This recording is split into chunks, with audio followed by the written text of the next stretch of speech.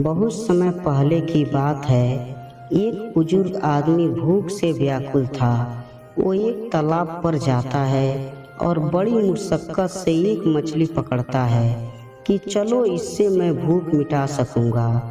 तभी वहाँ एक लड़का आता है और उस बुजुर्ग को परेशान करने के लिए बुजुर्ग के हाथ से मछली छीन लेता है। साथ ही आगे आगे भागकर परेशान करने लगता है। बुजुर्ग में इतनी ताकत तो थी नहीं कि उस जवान लड़के के पीछे भागकर उससे मछली छीन ले। वह उस लड़के को कहता है, मेरी मछली दे दो, मैं बहुत भूखा हूँ। लेकिन लड़का नहीं मानता। वो और अधिक परेशान करने लग जाता है।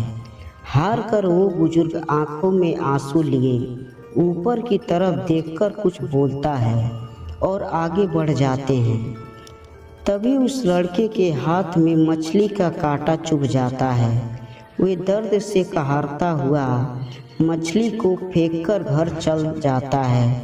लड़का घाव पर दवा लगाता है पर उसका घाव ठीक नहीं होता। कई दिन बीत जाने पर भी घाव ठीक नहीं होता। तब लड़का डॉक्टर के पास जाता है।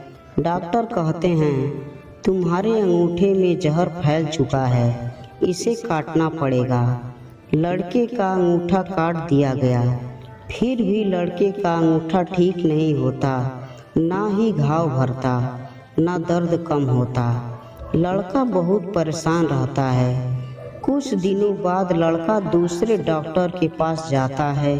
वो डॉक्टर भी कहता है, तुम्हारा घाव बहुत बढ़ गया है, सारे अंगों में जहर न फैल जाए, इसलिए इस पंजे को काटना पड़ेगा। लड़के का पंजा काटवाकर घर लौट रहा था तो रास्ते में उसे वही बुजुर्ग दिखाई देता है।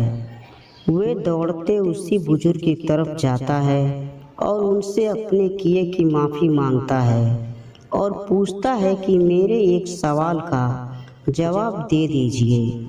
आपने उस दिन ऊपर की तरफ देखकर मन ही मन क्या कहा कि मेरे साथ ये सब घटना घटी?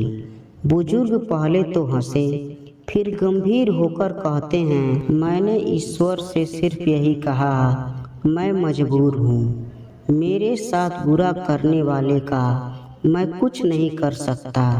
अब मैं इसे तेरे हवाले करता हूँ, मुझे न्याय चाहिए। सच्चे दिल से निकली आह ने देखो तुम्हारा ये हाल कर दिया। कर्म जरूर लौटता है, ईश्वर की अदालत में जैसे का तैसा मिलता है। हाथ के बदले हाथ, आँख के बदले आँख, धोखा के बदले धोखा। कर्म से कोई नहीं बच सकता। हम अपने साथ बुरा करने वाले हर इंसान को पूरी तरह से ईश्वर प्रकृति के हवाले कर अपने आप को मुक्त करते हैं।